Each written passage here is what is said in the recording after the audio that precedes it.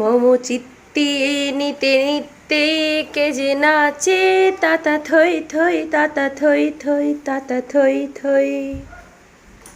মম চিত্তে নিতে নিতে কে যে নাচে তাতা থই থই তাতা থই থই তাতা থই থই। নমস্কার বন্ধুরা, কেমন আছেন সবাই? আশা করি সবাই খুব ভালো আছেন, আর আমিও খুব ভালো আছি। তো প্রতিদিনকার মতন আজকে একটি নতুন ভিডিও নিয়ে আপনাদের কাছে হাজির হলাম। তবে শুধু ভিডিও নিয়ে আজকে হাজির হয়নি, ঝড় বৃষ্টি তুফান সব কিছু নিয়েই আপনাদের কাছে হাজির হলাম। তো আজকে সকালবেলা ঘুম থেকে উঠেই দেখছি যে বৃষ্টি শুরু হয়ে গেছে। বৃষ্টি দেখে কিন্তু মনটা ভালো হয়ে গেল।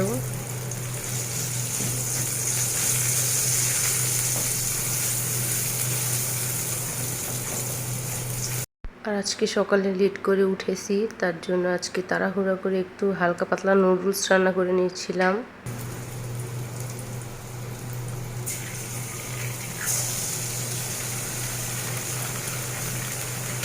বাহিরে কিন্তু বৃষ্টি হচ্ছে, তো বৃষ্টির দিনে কিন্তু খিচুড়িটা খুবই মানানসই একটা খাবার।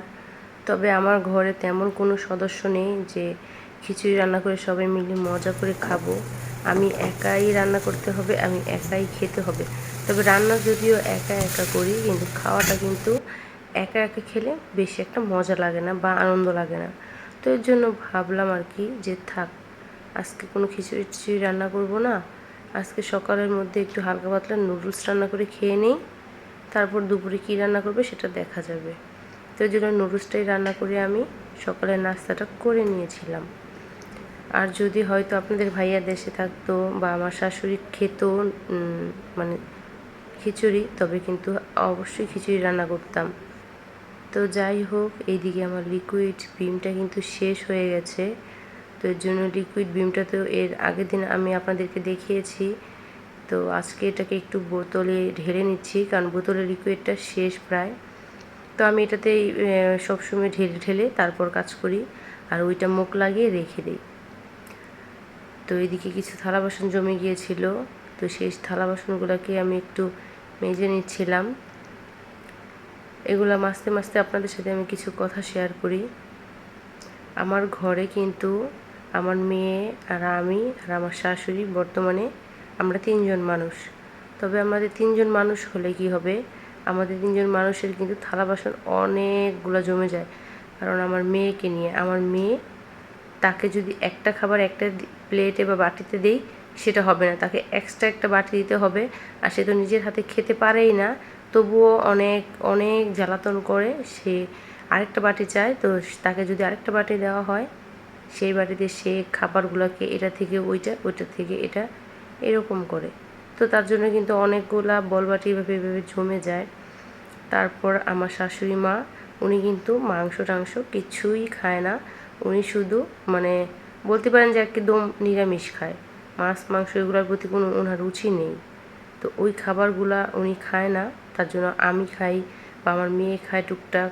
তো আমাদের কিন্তু থালা বাসনও আলাদা আলাদা। আমার শাশুড়ি কিন্তু এসব খায়ও না, মাছ মাংস। তারপর ওই সব থালা বাসন যেগুলোতে রাখা হয় মাছ মাংস, সেই থালা বাসনও উনি খায় না।